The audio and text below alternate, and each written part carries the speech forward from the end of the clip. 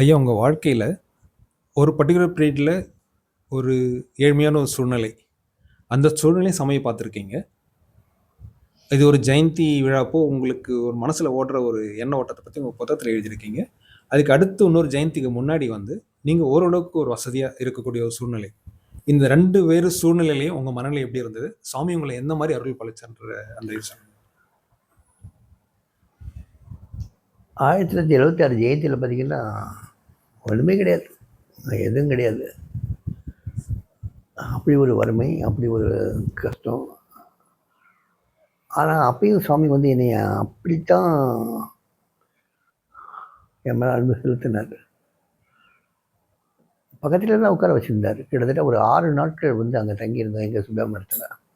அந்த 6 நாட்கள், அதாவது ஜெயந்தி 1ஆம் தேதி டிசம்பர், 30ஆம் தேதியே போயாச்சு அங்கே சுப்பிரமணியத்துக்கு. 6ஆம் தேதி வந்து தீபம். அந்த 6 நாட்களும் நாங்கள் அங்கே தான் இருந்தோம். அந்த 6 நாட்களுமே கிட்டத்தட்ட நான் வந்து சாமி பக்கத்தில் தான் இருந்தேன். சாமி பக்கத்தில் இல்லைன்னா பார்க் ஹோட்டலில் ரூம் போட்டிருந்தேன். அப்போ என்னை கூப்பிடுறதுக்கு யாராவது வந்துடுவாங்க. ராதிகா அனுப்பிச்சிப்பார், யாராவது அனுப்பிச்சிப்பார். உடனே வந்துருந்தேன். நான் வந்து அவர் பக்கத்துலேயே உட்காந்துருப்பேன். நான் இப்போ ஒரு 108 பாடல் எழுதியிருந்தேன் அவர் மேலே. எல்லாரையும் அந்த 108 பாடல்களையும் பாட சொல்லிக்கிட்டு இருந்தார். சுற்றி இருந்தவங்க அத்தனை பெரிய ஒரு சின்ன ரூமில் நிறைய பேர் உட்காந்துருந்தாங்க. அவங்களெல்லாம் பாட சொல்லிக்கிட்டு இருந்தார். அவங்கெல்லாம் அப்போ ரொம்ப கேடா பண்ணிக்கிட்டு இருந்தாங்க. எல்லோரும் ஒரு பாட்டு 2 பாட்டு எழுதினாங்க. நீ எதுக்கு 108 பாட்டு எழுதுனேன்? 108 பாட்டையும் பாட சொல்கிறாரு அப்படின்னு சொல்லி கேடா பண்ணிக்கிட்டு இருந்தாங்க. சாமி ஒரே ஆனந்தமயமாக இருந்தார். அப்படி தான் இருந்தார். Everybody is writing 1 or 2 songs, but பார்த்தா இஸ் ரிட்டன் 108 சாங்ஸ். எல்லோரும் ஒரு 2 பாட்டு தான் எழுதுனாங்க. ஆசாரி மட்டும் பாரு 108 பாட்டு எழுதினார். அதுவும் எப்படிலாம் எழுதியிருக்காரு. இந்த பிச்சைக்காரன் பக்கத்தில் போனாவே அண்ணாமலையார் அருள் பாலிப்பார்னு எழுதியிருக்காரு. யார் எழுதுவா அந்த மாதிரி? அப்படி இப்படின்னு ரொம்ப புகழ்ந்தார். எனக்கெல்லாம் ஒரே கர்வம். சுற்றி இருந்தவங்க எல்லாருமே பெரிய பெரிய ஆளுங்க, ரொம்ப பெரிய ஆளுங்க. அதுக்கு முன்னால் வந்து என்னை யாருக்குமே தெரியவும் தெரியாது, பரிச்சயம் இல்லாதவங்க. ஆனால் நான் வந்து வாழ்க்கையில் வந்து ராதிகாவுக்கு செஞ்ச அந்த துரோகத்தெல்லாம் வந்து எல்லார் மத்தியிலும் பேசப்பட்டது. அதனால் எல்லாருமே வந்து ஒரு மாதிரியாக ஒரு ஒரு வெறுப்பு உணர்ச்சி தான் பழகிற மாதிரி இருக்கும். 28 வயசு. ஆனாலும் சாமி கடைசி வரைக்கும் எல்லோரும் கலைஞ்சி போகுதுன்னு சாமியை கூட தான் வச்சுருந்தார். அதுக்கப்புறம் கடைசியில் தான் என்னை அனுப்பிச்சி வச்சார். அதுக்கு அடுத்த வருஷம் 1977 என்னுடைய நிலைமை இன்னும் மோசமாச்சு. அந்த 77 ஜெயந்தியில் வந்து சன்னதியில் வீட்டில் வச்சு நடந்தது. அப்போ வந்து கி.வா. ஜெகநாதன், டாக்டர் டி.பி. மீனசுந்தரனா இவங்கெல்லாம் வந்திருந்தாங்க. கி.வா. ஜெகநாதன் அவருடைய புக்கு அன்பு கலமும் புக்கை வந்து ரிலீஸ் பண்ணார். அது ரிலீஸ் பண்ணது வந்து டாக்டர் டி.பி.எம் ரிலீஸ் பண்ணார். அந்த 2 ஆன்மீக, அது என்ன சொல்கிறது, அவங்க அவ்வளோ அட்வான்ஸ்டு ஸ்டேட்டில் இருந்த பக்தர்கள். அவங்க 2 பேர் முன்னாலேயும் சுவாமி என்னை பற்றியும் பேசினார். He's also written several songs on this பேக்கர்னார். எனக்குலாம் அவ்வளோ சந்தோஷம். ஏன்னா டாக்டர் டிபிஎம்லாம் வந்து தமிழில் அவங்கெல்லாம் அப்பேற்பட்ட பேரறிஞர்கள். கி.வா. ஜெகநாதன்லாம் பார்த்திங்கன்னா ஆசுகவி. போன நூற்றாண்டில் வாழ்ந்த 3 ஆசுகவிகள். ஒன்று கிருபானந்த வாரியார், இன்னொன்று கி.வா. ஜெகநாதன், இன்னொன்று வந்து கண்ணதாசன். இந்த மாதிரி ஆசுகவிகள் மத்தியில் என்னை ஏன் பெரியும் சேர்க்குறாரேன்னு சொல்லி எனக்குலாம் அவ்வளோ சந்தோஷம், கர்வம். 77 அந்த மாதிரி ஜெயந்தி போச்சு.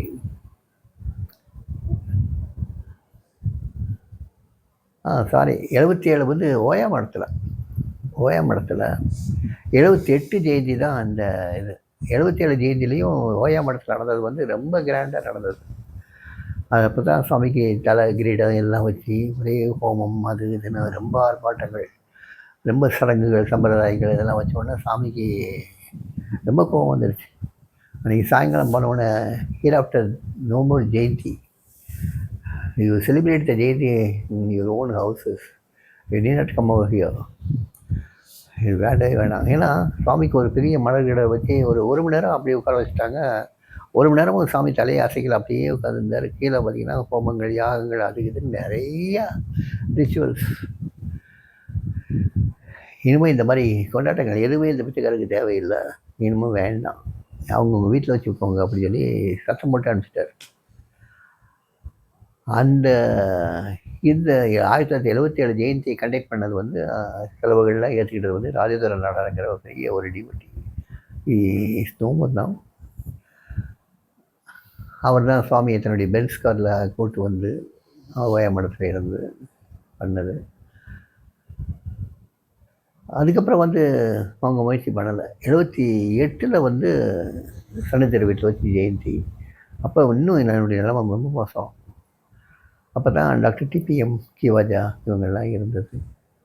அப்போ என்னுடைய நான் நிறைய பாடல்கள் எழுதியிருந்தேன். அப்போ வந்து 77 எழுதின பாடல் ஒன்று, அழியும் வாழ்வின் விருப்பை கூட்டி.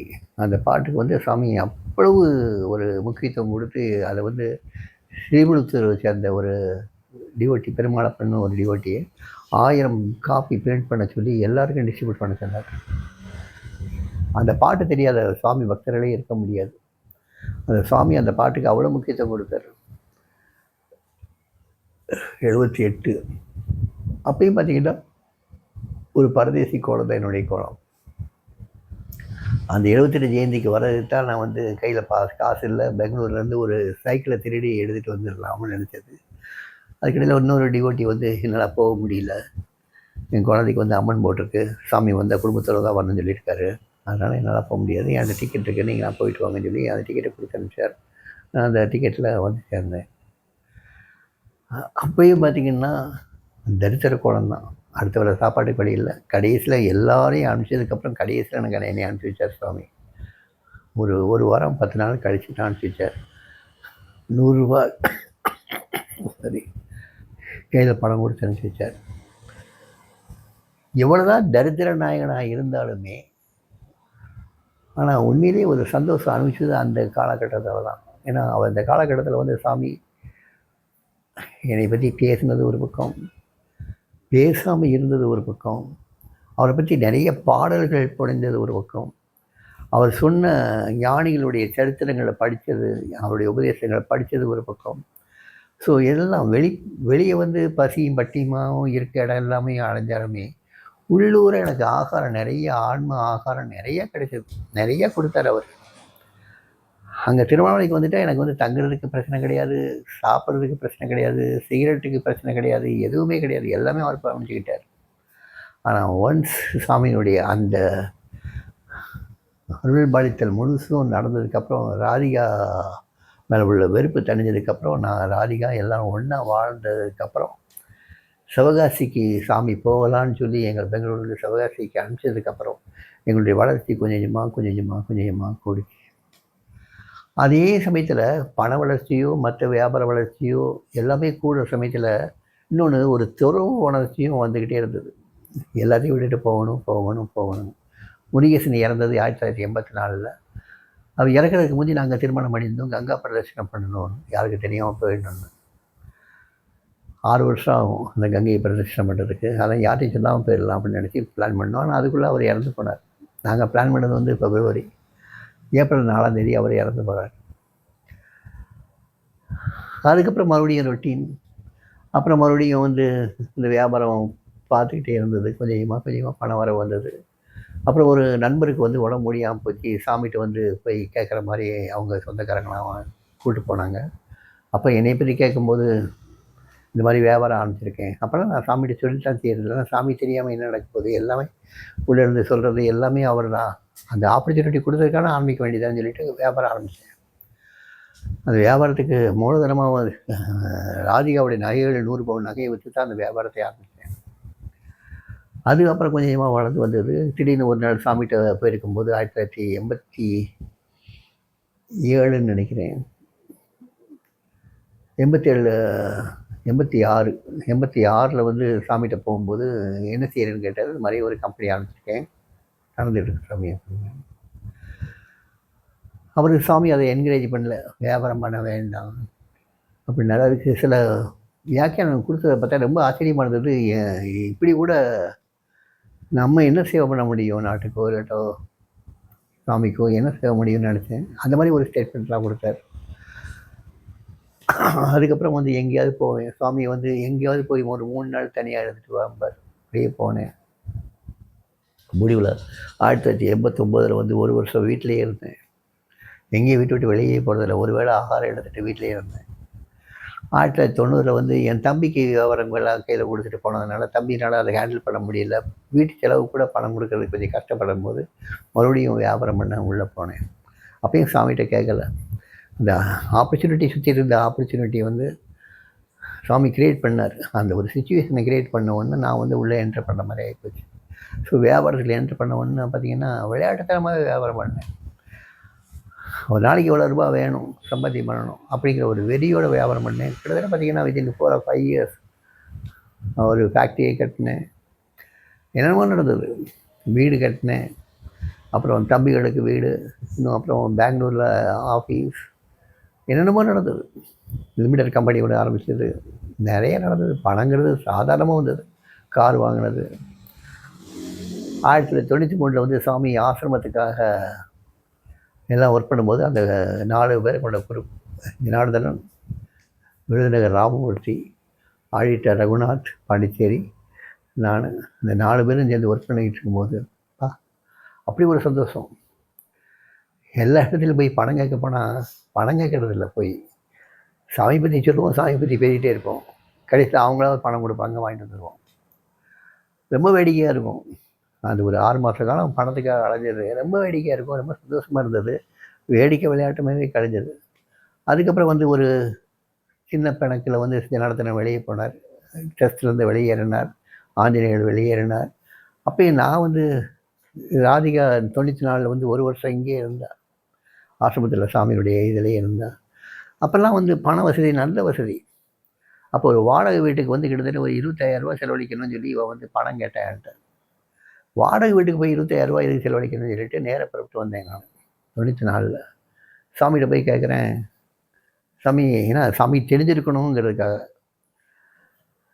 சாமி இந்த மாதிரி செலவழிக்கணும்னு சொல்கிறா சாமி, 25,000 பணம் வேணும்னு சொல்கிறா சாமி அப்படி சொன்னோடனே, அவள் பணம் தான் எல்லா பணம்னு நீங்கள் சொல்கிறீங்களா? அவள் ஒரு 25,000 கேட்டால் கொடுக்க மாட்டேங்கிறீங்களா? என்னப்பா சாரதி அப்படின்னாரு. எனக்கு நான் உடனே கொடுத்துட்றேன் சாமி சொல்லிட்டு உடனே நான் பணம் எடுத்துகிட்டு போகல, கொஞ்சம் தான் பணம் எடுத்துகிட்டு போயிருந்தேன். அங்கே ஒரு ஃப்ரெண்ட்டை, லோக்கல் ஃப்ரெண்ட்டை கொஞ்சம் பணம் வாங்கி உடனே அவங்க கையில் கொடுத்துட்டு வந்துட்டேன். அது கொடுத்துட்டு வந்ததுக்கப்புறம் பார்த்திங்கன்னா வளர்ச்சினா இப்படி வளர்ச்சி கிடையாது. அவ்வளோ வளர்ச்சி, கண்ணாபின்னான வளர்ச்சி. எல்லாமே கோடிக்கணக்கான டர்ன் ஓவர் பண்ணுற மாதிரி எல்லாமே. அதுக்கப்புறம் பார்த்திங்கன்னா ஒரு மாதிரி ஒரு விரக்தினா அந்த லௌகீக வாழ்க்கையில் ஒரு பிடிமானமே இல்லை. எனக்கு இல்லை, அவளுக்கு இல்லாமல் போச்சு. சாமி மேலே அந்த ஈடுபாடு தொடர்ந்து இருந்துக்கிட்டே இருந்தது. அவ்வளோ தீர்க்கமான ஈடுபாடு. எங்களுக்கு ஈடுபாடு இருந்ததோ இல்லையா தெரியாது, சுவாமிக்கு எங்கள் மேலே அப்படி ஒரு ஈடுபாடு. எப்பயுமே ஆசிரமத்தில் நாங்கள் இருந்தால், நான் யாரும் வந்தால் எழுதி கொடுக்கணும்பாங்க. அப்போ தான் சாமியை பார்க்கலாம், சாமிகிட்ட படித்து காட்டுவாங்க. அது சாமி வந்து கூப்பிட விடுவார், போகலாம்பாங்க. நான் அந்த மாதிரி எழுதிலாம் யாரும் கொடுக்கறதில்ல.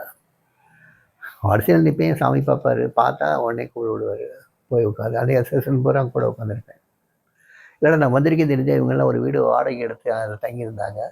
அந்த வீட்டுக்கு சாமி வந்துடுவார், வந்து பார்க்க வருவார். அந்த பஞ்ச பராரியாக இருந்த காலத்துலேயும் சுவாமி என் மேலே பொழிஞ்ச அன்பு, அப்படிப்பட்ட அன்பு. பணத்தில் நம்ம இறக்கும்போது அவ்வளோ சீரும் சிறப்புமாக செல்வாக்கோடு இருக்கும்போதும் அப்படி ஒரு அன்பு. அந்த அன்பில் ஒரு மாற்று கூட குறைவே கிடையாது. ரொம்ப மோசமான ஸ்டேஜில் அடுத்த வேளை சாப்பாட்டுக்கு ஆகாரத்துக்கே வழி இல்லைங்கிற போதும் சாமி என் மேலே அப்படி ஒரு அன்பு மழை பொழிஞ்சார். அவ்வளவு பணம் சேர்ந்து, அவ்வளவு ஊரில் பேர், புகழ், செல்வாக்கு எல்லாம் வந்து சொத்துக்கள், சுகங்கள் நிறையா கோடிக்கணக்காக எல்லாம் சேர்ந்ததாலும் சாமி அதே மாதிரி தான். சாமி நான் வீடு கட்டியிருக்கேன்னு தெரிஞ்ச உடனே சாமிக்கு அப்படி ஒரு சந்தோஷம். இன்னும் parcel has built a new house. பார்க்குற ஃப்ரெண்ட்ஸ் தான் இதில் ஒரு பார்சல் வீடு கட்டியிருக்காரு தெரியுமா உனக்கு? நான் கார் முதல்ல வாங்கினதுக்கப்புறம் இன்னும் parcel has purchased a new car வாங்கியிருக்கார் பார்த்தார். அப்படி அதாவது சந்தோஷத்தில் சொல்லுவார், எல்லாத்தையும் சொல்லுவார். கேட்க அவ்வளோ பெருமையாக இருக்கும். எப்பயுமே பார்த்தாரின்னு உச்சரிக்கும் போதே தனியாக இருக்கும். கடைசி காலகட்டத்தில் அந்த 2000 இதில் வந்து டிசம்பர் மாதம் அங்கே பெரிய ஹாலில் வந்து சாமி தரிசனம் கொடுப்பார். அந்த டயஸில் வந்து சாமியை வந்து உட்காந்துருப்பார். நாங்கள்லாம் பின்னால் உட்காந்துருப்பார். கூட்டம் நிறையா இருக்கும். பின்னால் ஒரு 10 ரூபா 15 ரூபா தள்ளி பின்னால் உட்காந்துருப்பேன். பார்சாலின்னு கூப்பிடுவார். அப்போ மைக் கிடையாது, ஒன்றும் கிடையாது. 10, 20 ரூபா தள்ளி உட்காந்துருக்கேன்னா கிட்டத்தட்ட ஒரு 100 அடி தள்ளி உட்காந்துருப்பேன். 100 அடிக்கு பின்னால் நான் உட்காந்தாலும் எனக்கு மட்டும் கேட்கும் சாமி கூப்பிட்றது. சாமின்ட்டு எழுந்து ஓடுவேன். பக்கத்தில் வந்து, இல்லை உங்களை கூப்பிடல யாரும்பாரு. இல்லை என்னை கூப்பிட்டாருன்னு சொல்லிட்டு போனால், பக்கத்தில் போனால் என்னை மட்டும் தான் கூப்பிட்டு போகிறார். அவர் கூப்பிட்ட குரல் என் காதுக்கு மட்டும்தான் கேட்கும், வேறு யாரு காதுக்கும் கேட்காது. You sing something, you talk something which is good for these பீப்புள்பாரு. எனக்கு பேச தெரியாது அப்போ இல்லை, எப்பயுமே பேச தெரியாது. நம்ம கொஞ்சம் பாடினா பாடிடுறேன், டூ வாட் எவர் யூ லைக்பார். பாடுவேன், ஒரு பக்கத்தில் வர சொல்லுவார், பழம் கொடுப்பார், பக்கத்தில் உட்கார வைப்பார். ஸோ ஃப்ரம் த பிகினிங், நான் முதல் நாள் சந்தித்ததுலேருந்து கடைசி தரிசனம் வரைக்கும் அவர் என் மேலே காட்டது அன்பு அன்பு அன்பு மழை தான். அந்த அது அன்புக்கு வந்து குரு சிஷ்ய உறவோ இல்லாட்டா ஒரு தெய்வத்துக்கும் பக்தனுக்குள்ள ஒரு சொந்தமோ, இது எல்லாத்தையும் கடந்த ஒன்று. இதுக்கெல்லாம் ஒரு பேரே வைக்க முடியாது. அந்த அன்பு, அப்பேற்பட்ட ஒரு அன்பு அவர் என் மேலே காட்டினார். இதுக்கு வந்து ஒரு சமுதாய அந்தஸ்தோ, பணமோ, ஏழ்மையோ, இல்லாட்டா ஒரு பெரிய ஒரு செழிப்பான வாழ்க்கையோ அதெல்லாம் காரணமாக இருந்ததில்லை. அதை ஒரு நாள் சொல்லி புரிய வச்சார். வேர் ஆல் டுகெதர், நம்ம எல்லாம் ஒன்றா இருக்கோம்.